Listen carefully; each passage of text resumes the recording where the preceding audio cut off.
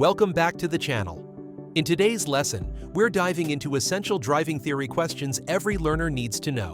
Pay close attention, follow along with each scenario, and see how many correct answers you can get. Hit the like button if this helps, and subscribe for more ADI training. Let's get started. Question 1. What should your pupil do before turning left from a busy major road into a minor road? A. Look out for vehicles in front that may be stopping. B. Move out to the right to make the turn easier. C. Check their offside mirror for overtaking vehicles. D. Always select first gear on approach.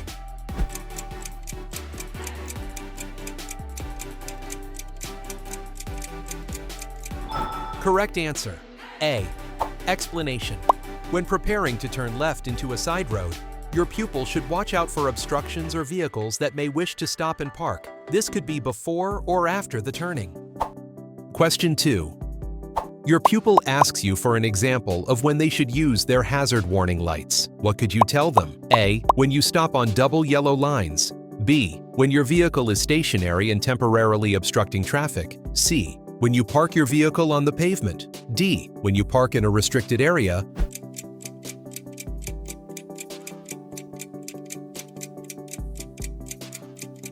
Correct answer. B. Explanation. Hazard warning lights are an important safety feature. Use them if your vehicle is broken down and is causing an obstruction. You can also use them to warn traffic behind of danger ahead when you're driving on a motorway or unrestricted dual carriageway. Question 3. You're waiting to emerge from a junction. What should you do if a vehicle is approaching quickly from your right with its left indicator flashing? A. Apply the parking brake, select neutral, and wait. B. Make sure the vehicle is turning left before proceeding. C. Assume the vehicle is turning left and proceed. D. Cancel your signal to avoid causing confusion. Correct answer. B. Explanation. If you're waiting at a junction and a vehicle is approaching from your right, signaling to turn left into your road, wait until you're sure it's turning before emerging. It may be that the driver intends to stop on the left beyond your road, or they may have forgotten to cancel the signal from a previous maneuver. Question 4. How should you teach your pupils to turn right at a mini roundabout? A. Drive around the central markings. B. Take the shortest route. C. Drive over the central markings. D. Take the most direct route.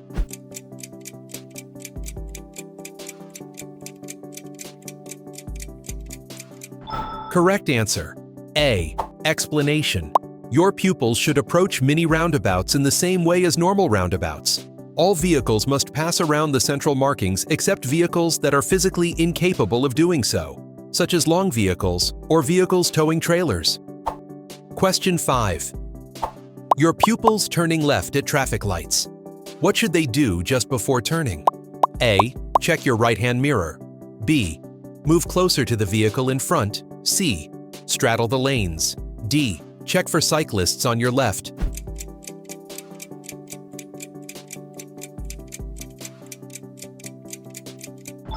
Correct answer. D. Explanation. In traffic, cyclists often filter past on the left of slow-moving queues or stationary vehicles. Before making a left turn, your pupil should check their near side and, if necessary, hold back until they can turn without cutting across a filtering cyclist. Question 6. Where should your pupils position their car when they're driving in traffic lanes? A. Well to the left of the lane. B. Well to the right of the lane. C. In the center of the lane. D. Anywhere within the lane.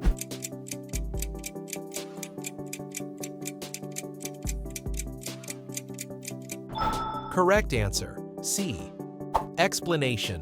When driving in traffic, your pupils should keep within their lane. Driving in the center of their lane, make sure there's as much space as possible between them and the traffic on either side. Drivers should always follow the lane markings, which are there for 2 reasons. They make the best possible use of road space, and they guide the traffic. Question 7. Your client is driving on a narrow country road. What should they consider when deciding on the speed to drive at? A. The minimum speed limit. B. They must drive faster than agricultural vehicles. C. The distance they can see ahead. D. Whether they're familiar with the road.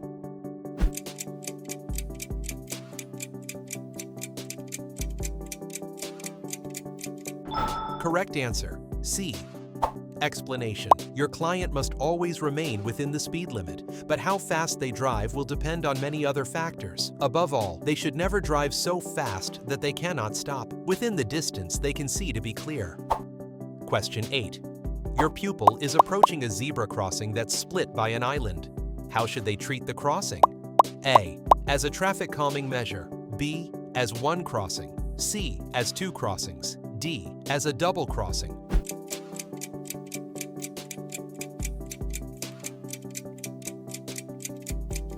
Correct answer, C. Explanation. Some zebra crossings are divided by a central island. Each half is a separate crossing. Question 9. You're giving a lesson on a two-lane motorway. A lorry is taking a long time to overtake your learner. What action should they take? A. Slow down and let the lorry pass. B. Maintain a steady speed and let the lorry driver decide what to do. C. Increase their speed so the lorry can move into the left-hand lane behind you.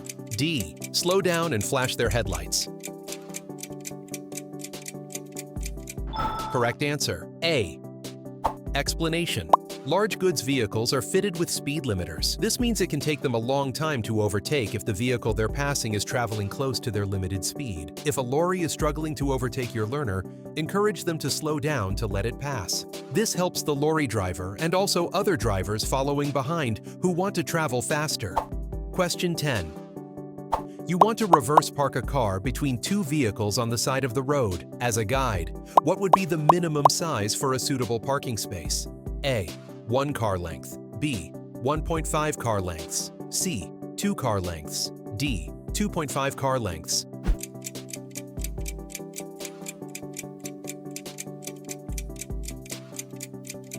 Correct answer, B. Explanation. How large the space needs to be depends on your skill and the size of your car. A useful guide would be a minimum space of 1.5 times the length of your car. Learners will need more space until they master the maneuver. Question 11. You're driving at night. When would you dip your headlights earlier than normal? A. When you're approaching a left-hand bend. B. When you're approaching a bend on a downhill slope. C. When you're approaching a right-hand bend. D. When you're driving uphill.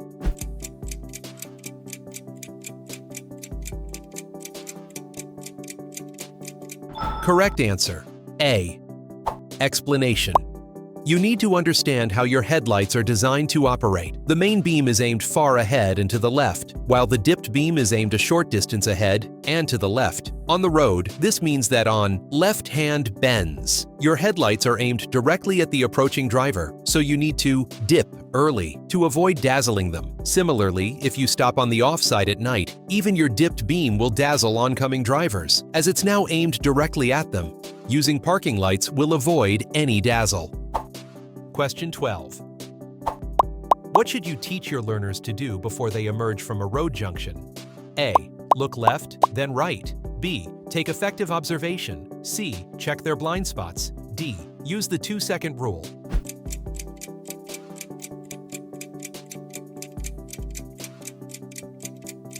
Correct answer, B. Explanation. An instructor needs to explain that taking effective observation means not only looking, but assessing the situation and using sound judgment. These are skills that develop over time. To emerge safely, a learner driver may need a much larger gap in the traffic than an experienced driver. Question 13. What should you teach customers to do first after emerging from a junction? A. Position well to the left to allow traffic behind to overtake. B. Accelerate gradually and make sure their signal has canceled. C. Adjust to the speed of the traffic flow and look for road markings. D. Check their mirrors to assess the speed and position of traffic behind. Correct answer, D. Explanation. You should teach your customers to check to see what's happening behind them immediately after joining a new road. This will help them to judge how briskly they need to accelerate to avoid causing any inconvenience to traffic behind. Question 14. In Wales, what's usually the speed limit on a road that has streetlights? A. 20 miles per hour. B. 30 miles per hour.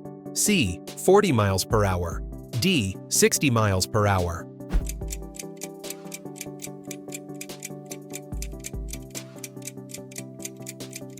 Correct answer. A. Explanation.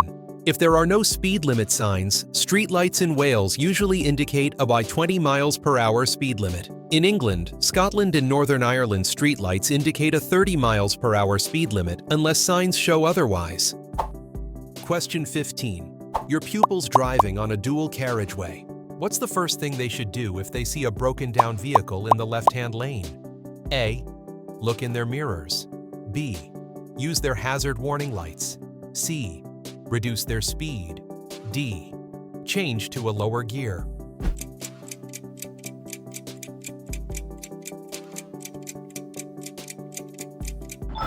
Correct answer. A.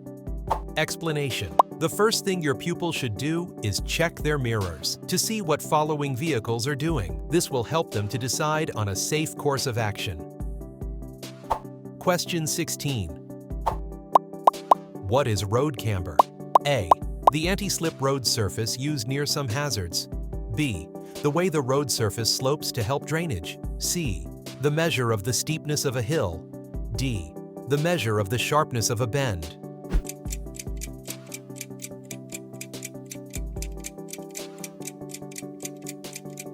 Correct answer. B. Explanation.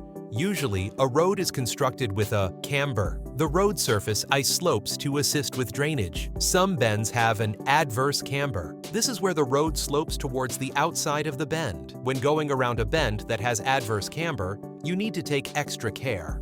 The forces acting on your vehicle could cause it to leave the road more easily than normal. Question 17. What should you do if your vehicle gets a puncture while you're driving on a motorway? A. Use the motorway telephone and call for assistance. B. Change the wheel yourself if you have a high-vis jacket. C. Use the motorway telephone and then try to change the wheel. D. Drive along the hard shoulder to reach the next service area.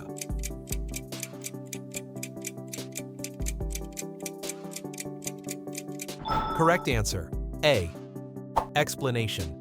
Any vehicle stopped on the hard shoulder of a motorway is at risk from passing traffic. For this reason, do not attempt to make repairs to your vehicle while it's on the hard shoulder. Make your way to the nearest emergency telephone to call for assistance. Question 18. What's the routine for preparing to move off downhill? A. Engage the appropriate gear. Apply the foot brake. Release the parking brake, keeping the foot brake applied. B. Engage first gear. Press the accelerator slightly. Release the parking brake. C. Engage the appropriate gear. Release the foot brake and parking brake together. D. Engage a high gear. Ride the clutch until the correct speed has been reached. Correct answer. A. Explanation. When a vehicle is facing downhill, it will try to roll forward when the parking brake is released. Applying the foot brake before releasing the parking brake means control is maintained. Question 19. What should a driver do just before they move off? A. Check their blind spot. B. Engage the parking brake. C. Use the mirrors. D. Engage first gear.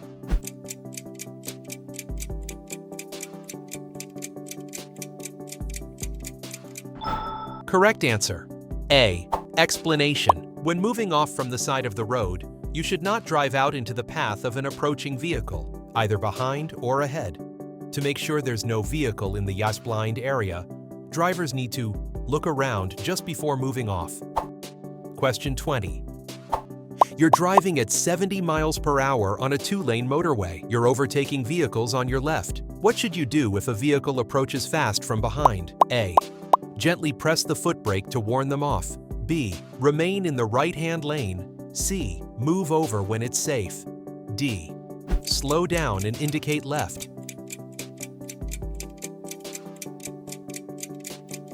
Correct answer. C. Explanation. If another driver wishes to travel faster than you, it's not your role to try and stop them. Move to the left when it's safe and let them pass, even if they appear to be breaking the speed limit. Question 21. You're waiting in a side road to cross a dual carriageway. What should you do if your car would safely fit in the gap in the central reservation? A. When the first carriageway is clear, drive into the gap in the central reservation and give way to traffic from the left. B. Wait for both carriageways to be clear before driving straight across. C. Turn left onto the first carriageway, then drive to the next gap in the central reservation and turn right. D. As soon as it's clear to the right, cross the central reservation and merge immediately.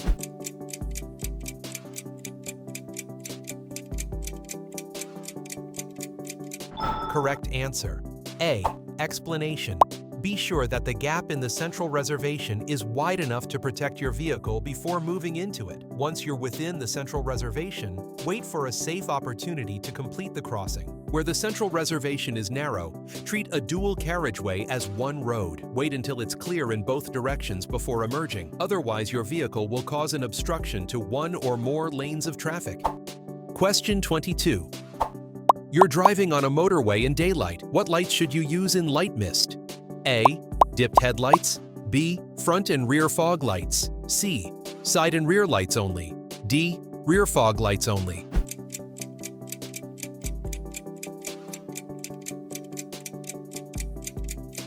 Correct answer. A. Explanation. It's important to be seen as well as be able to see. In conditions of reduced daytime visibility, you should switch on your dipped headlights. This increases your visibility without the risk of dazzling approaching drivers. Question 23. Your pupil asks you for an example of when you should avoid overtaking. What example could you give them? A. Just after a bend. B. In a one-way street. C. On a 50-BAF dual carriageway. D. Approaching a dip in the road.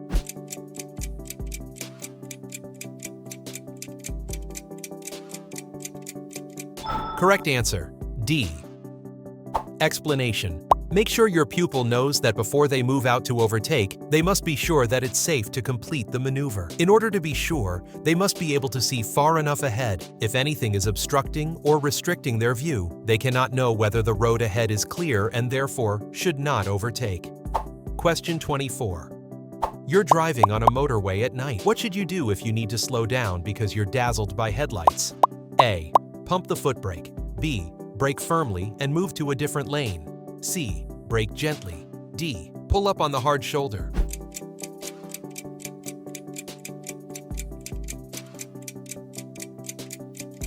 Correct answer. C.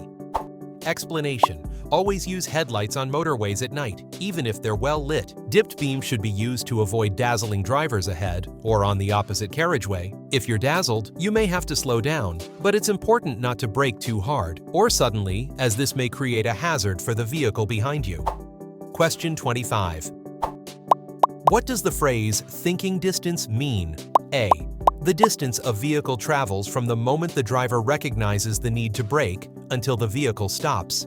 B. The distance a vehicle travels from the moment the driver recognizes the need to brake until they begin braking. C. The distance a vehicle travels from the moment the driver begins to brake until the vehicle stops. D. The distance a vehicle travels from the moment the driver thinks about stopping until the vehicle stops.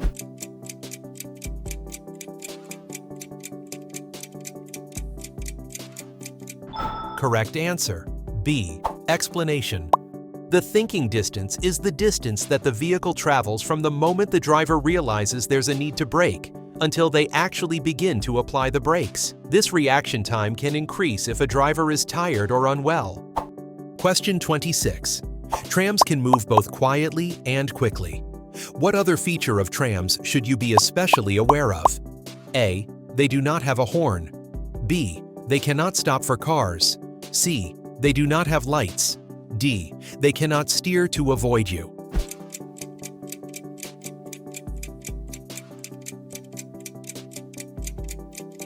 Correct answer. D. Explanation. Electric trams run on rails and cannot steer to avoid you. Keep a lookout for trams in areas where they operate, as they move very quietly and you might not hear them approaching. Question 27. Your pupil's been revising for their theory test. They tell you they do not understand the term blind spot. How could you explain it? A. An area covered by your right-hand mirror. B. An area not lit by your headlights. C. An area covered by your left-hand mirror. D. An area not visible to the driver.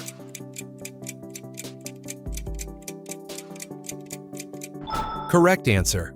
D. Explanation. Modern vehicles provide the driver with a good view of the road both ahead and behind, using well-positioned mirrors. However, the mirrors cannot see every angle of the scene behind and to the sides of the vehicle. This is why it's essential that you know when and how to check your blind spots, so that you're aware of any hidden hazards. Question 28. Your pupil is driving along a single carriageway road. What should they do if they see a horse-drawn vehicle ahead? A. Stop and let the vehicle move out of their way. B. Turn on their hazard lights to warn other drivers. C. Flash their headlights to alert the driver to their presence. D. Overtake slowly if they can give the horse enough room.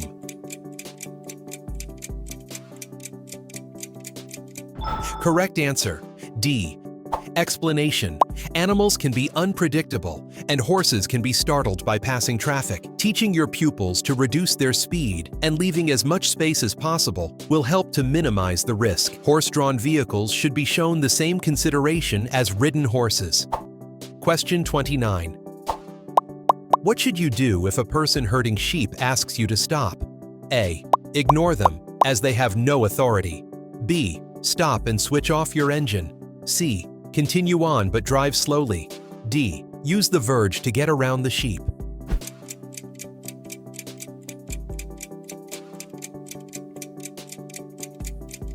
Correct answer. B. Explanation. If you can assist someone moving sheep along the road by stopping and turning off your engine, then do so. This will help to reduce the time it takes to move the sheep and clear the road. Question 30. What should your pupils do when they overtake a horse and rider? A. Allow at least 1.5 meters and pass at less than 10 miles per hour.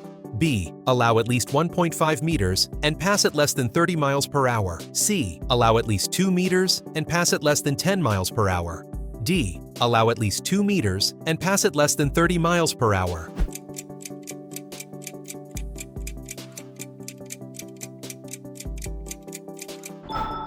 Correct answer. C. Explanation. Horses can be startled by the sound of a car engine or the rush of air caused by a vehicle passing too closely. Your pupils should keep well back and only pass when it's safe. As a guide, your pupils should allow horses at least 2 meters of space and pass them at less than 10 miles per hour.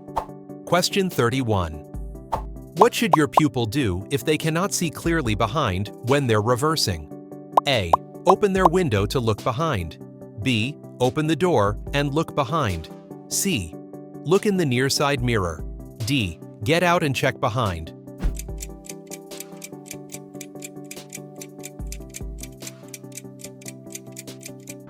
Correct answer. D. Explanation. You should advise your pupil to get out and check or seek assistance if they cannot see clearly behind when they're reversing. During the driving test, however, the examiner will select a location where this will not be necessary. Question 32. Your pupil is driving on a fast, open road in good conditions. What advice can you give them to help them judge a safe distance from the vehicle in front?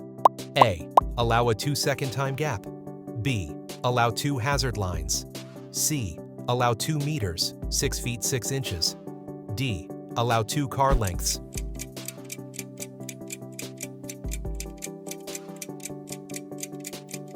Correct answer. A. Explanation. Teach your pupils that in good conditions, one useful method of checking that they've allowed enough room between them and the vehicle in front is the 2-second rule. To check for a 2-second time gap, choose a stationary object ahead, such as a bridge or road sign. When the car in front passes the object, say, "Only a fool breaks the 2-second rule." If your pupil reaches the object before they finish saying this, they're too close. Question 33. What's the most common cause of skidding? A. The weather. B. The driver. C. The vehicle. D. The road.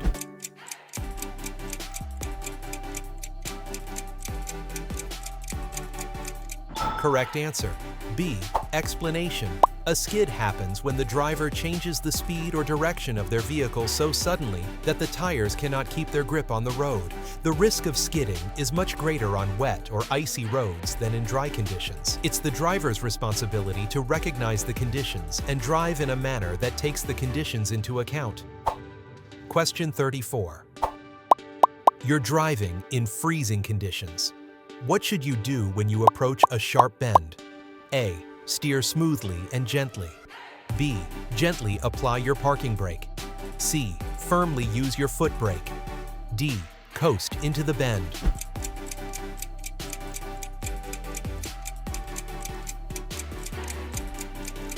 Correct answer. A. Explanation.